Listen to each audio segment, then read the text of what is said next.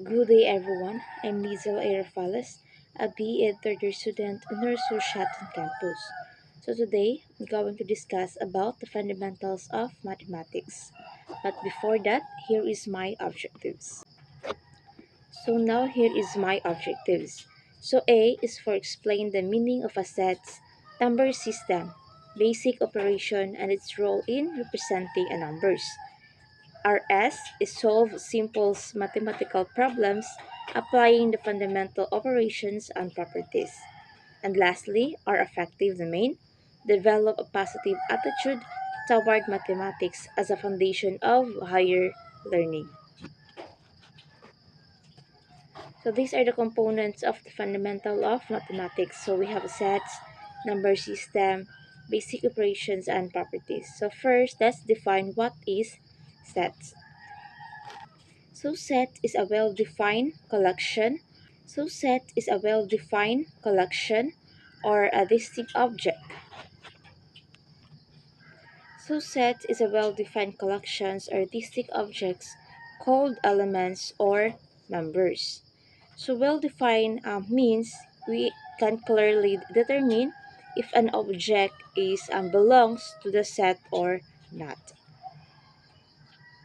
For example, a set of students is an element. So for example, a class of students. So each student is an element. So these are the types of set, the empty set, finite and infinite sets, equal sets, and subset. So let's define first what is empty set.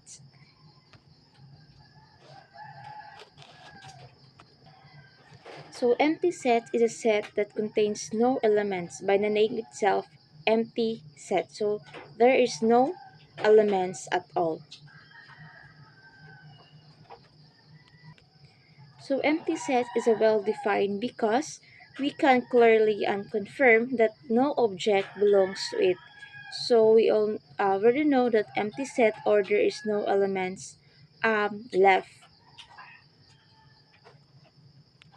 So now let's have a finite set. So finite set is a empty or has a fixed countable numbers of an elements. So finite set has an ending and countable elements. So for example, we have 7 elements like the days. We have the Monday, Tuesday, Wednesday, Thursday, Friday, and Saturday and Sunday. So there is a 7 elements and there so infinite exists even in a small segment, like a set of whole numbers. So equal sets if they are equally the same elements. So for example, you can see in the example in our slide. So let K elements has 1, 2, 3, 4 elements, and R has 1, 2, 3, 4 elements. So therefore, they have an equal set. So as we write, K equals R, or these are the two sets that K and R are equal if they have exactly the same elements, like you can see in our example. So let K equals 1, 2, 3, 4, and R is equal to 1, 2, 3, 4. Then therefore, K and R have an equal elements or equal sets. So subset is a set of itself. So ang empty set is a subset of all set. So ang subset is naa siya sige even. So for example, as you can see, this mean all the elements of R contained in K. So the KRCK naragyapon diha ang subset nga R o K. So RCK. So makita ninyo ang elements nga R o K. Sige ra siyang makita ninyo sa diha ang subset nga R o K. So RCK. So makita ninyo ang elements nga R o K. Sige ra siyang makita ninyo sa mga sets. So now let's proceed to the second one, the number system. So unsa kahang number system? So number system is a standardized way to write and represent numbers using digits, or symbols in a consistent format. So it gives each numbers a unique identity, defines their arithmetic and algebraic relationships, and able operation like addition, so mga basic operation to mga addition, subtraction, division, and multiplication. So muna siya number system is a way of writing or expressing the numbers. So these are the types of number system. So we have decimal number system, binary number system, or base 10 or base 2. So decimal number system has 10 number digits because uh, so for example, decimal number system has base 10 because it uses 10 digits from 0 to 9. So for example, 10 is to the power of 2. So equals 100 because 10 times 10 because it has the base of 2. For example, 10 to the power of 3 equals 1000 because 10 times 10 times 10. So it has the base of 3. So muna siyang equals of 1000. So every position shows a power of the base 10.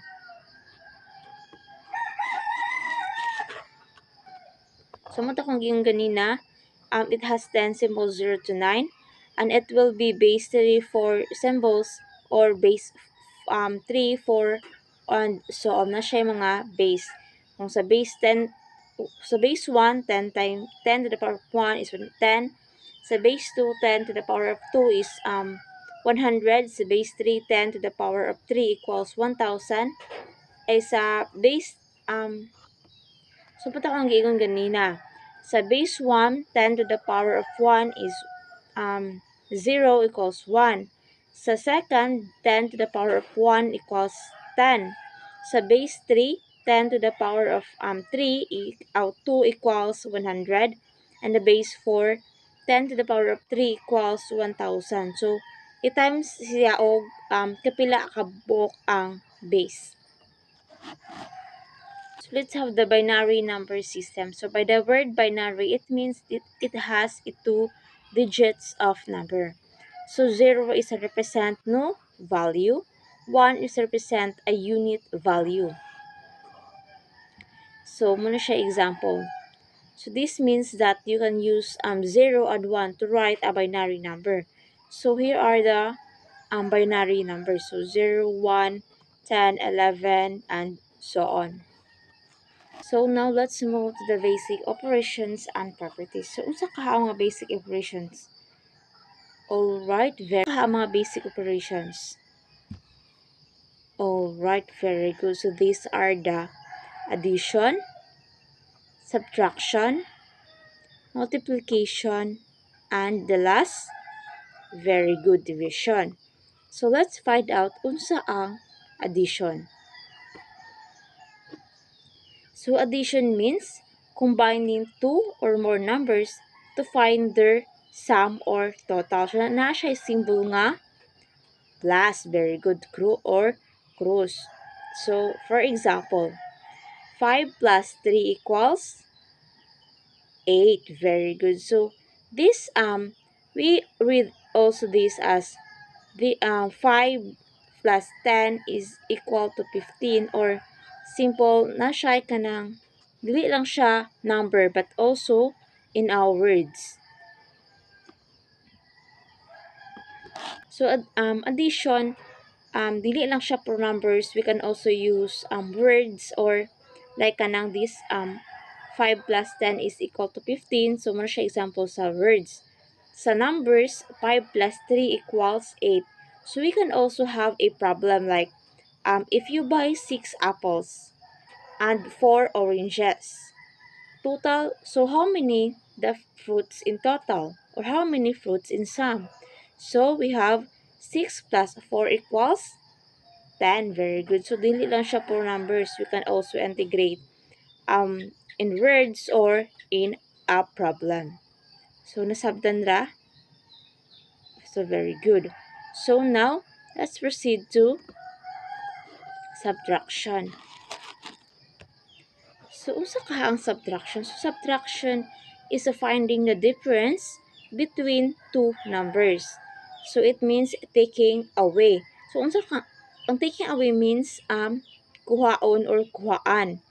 So taking away one quantity from another or measuring how far apart they are. So na siya symbols nga mura siyang dash. Muna siya symbol sa subtraction. And it is inverse of addition. Ang addition nga formula or addition nga sign is katong cross. But the subtraction is a dash. So muna siya gitawag og subtraction. So it means it has taking away from one numbers to another. For example,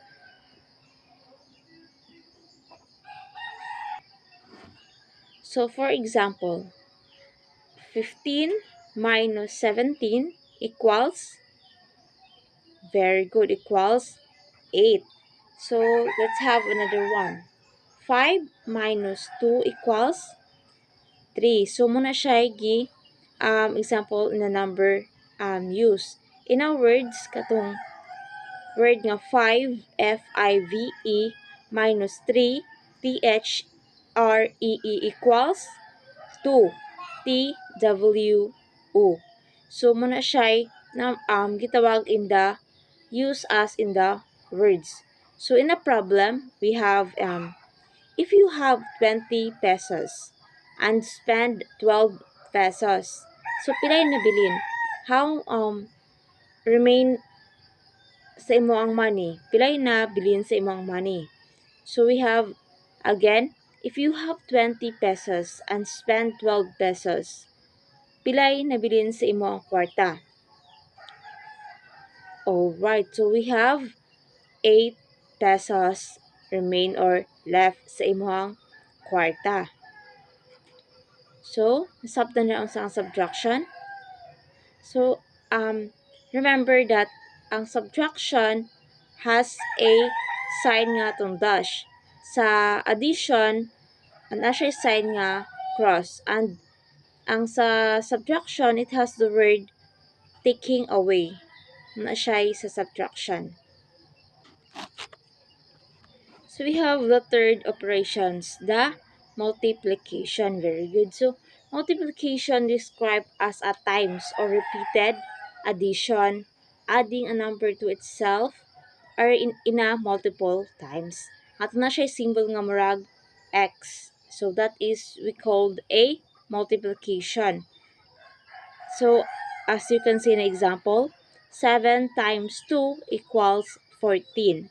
So that is the example of multiplication as siya sign nga x. So muna siya nagrepresent sa multiplication. So ang result ana like 7 times 2 equals 14 is the as we called product or the result of the multiplication. So muna siya gitawag nga product, ang result sa multiplication or sa numbers.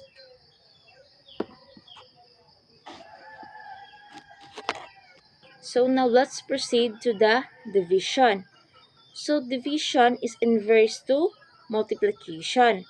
So ang division, splitting a quantity into equal parts or finding how many times one number fits in another number.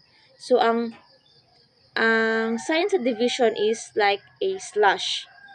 So ang sa multiplication is x, sa division nga sign is sa slash.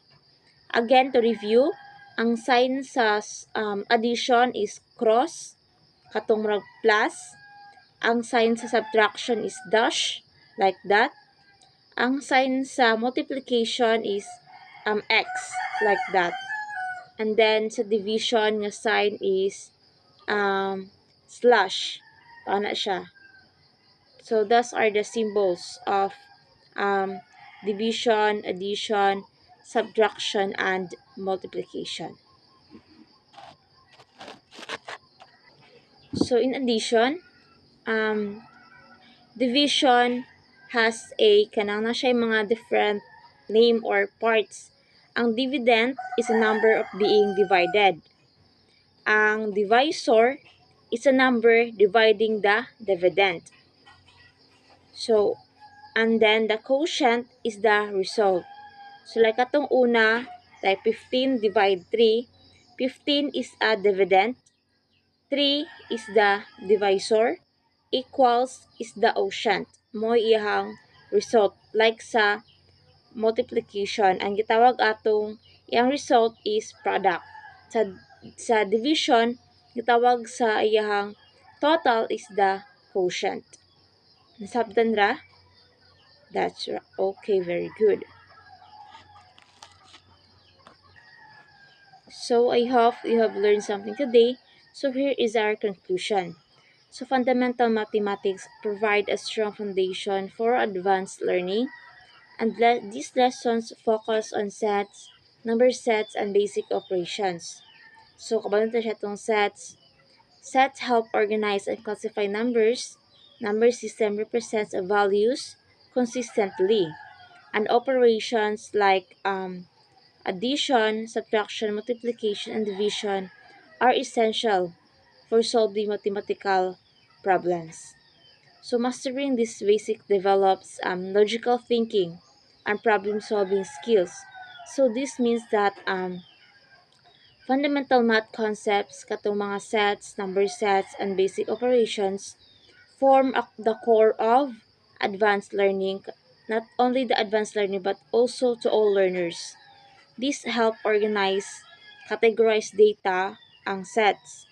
Ang number sets like atong decimal o binary provide consistent ways to represent the values, and the addition, subtraction, multiplication, division, katong unsa na katong mga basic operations represents those are the essentials for solving real world problems, and also mastering this basic concepts build logical thinking, problem solving skills, and critical thinking skills that we can also apply to the field from science or in math in daily life.